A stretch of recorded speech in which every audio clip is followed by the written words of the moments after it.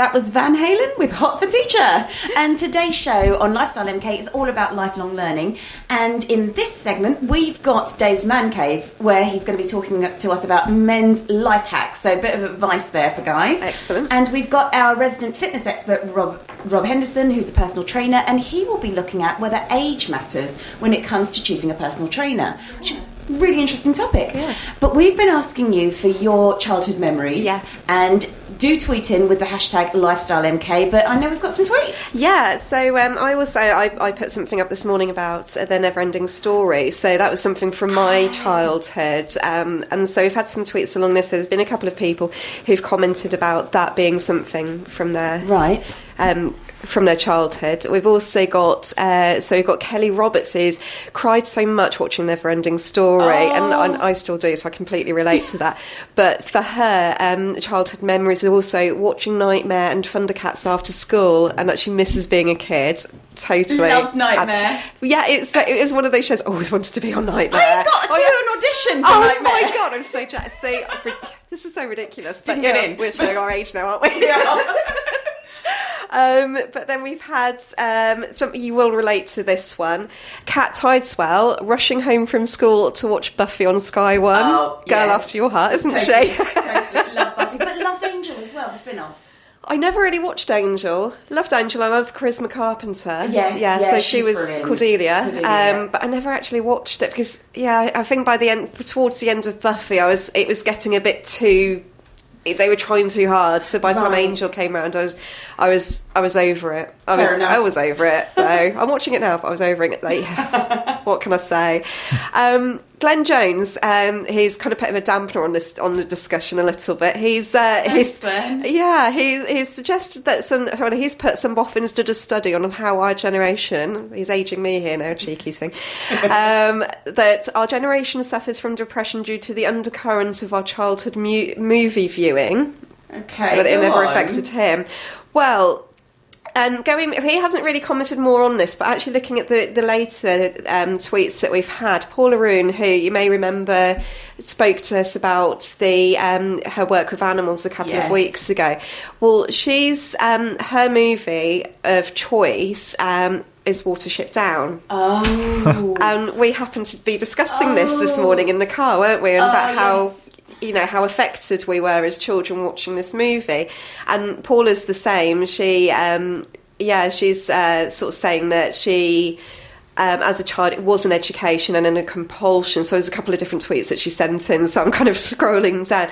But but she said it frightened her. It was very intense, but that the cast was so talented and the animation was so rich that even with the suspense and the violence and even the hopelessness, it was enough to make it a favourite for her, even now as an adult. And Sabs Smithers has come and said that, she is still quite affected by Watership Down. So...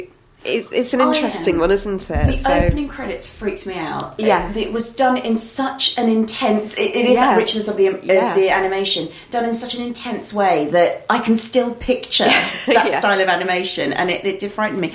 But it was also so sad. Really, really sad.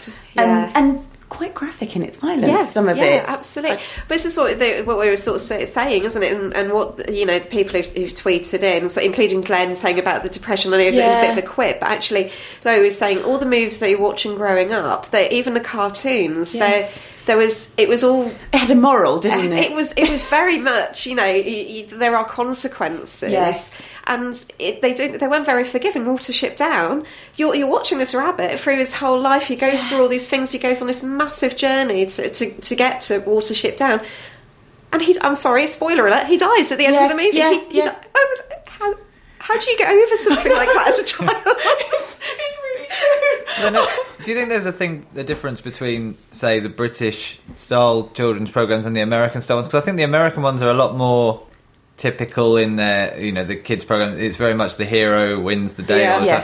And even going way back, you look at things like the Lone Ranger and Batman and things like that. Yeah. It's very safe. Yeah. But you had these heroes and you kind of think, you can do anything. And it's this sort of, it really embodies that American positivity. Whereas, because I think maybe we sacrifice that for the sake of art, is that we have something that maybe is a slightly more, has a bit more integrity as a piece, but you sort of think, oh no, They're all going to die. If that character can die, we're all doomed. It's true, but it's more realistic. You know, we don't all have. You know, everyone can be a hero, and you know, we this girl can, and all of I do understand that. But actually, you know, your pet rabbit will die. Yes, and it's a horrible thing to think of. I think it is a British concern, being quite realistic and just being really blunt, and you know, these things happen. Yes, and prepare. And this is what we need to learn. Yeah, from it. and I guess doing it when children are kind of used to kind of thinking, okay, it's quite bleak.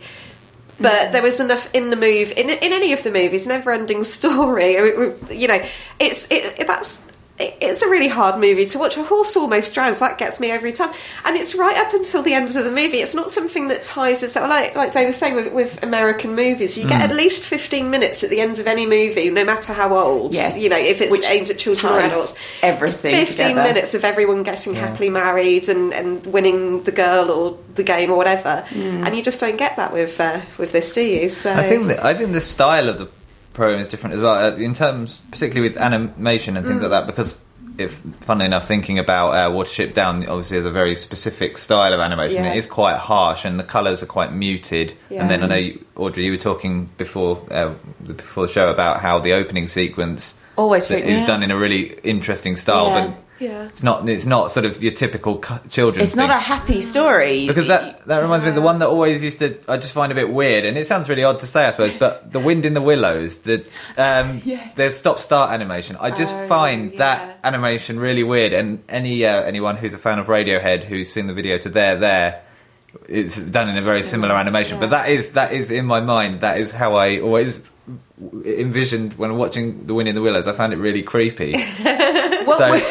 We will leave you with that creepy thought. And what we'll try and do is try and find the opening sequence of Watership Down and post it on our Facebook page. Yeah. But now it's Tom Petty with Learning to Fly.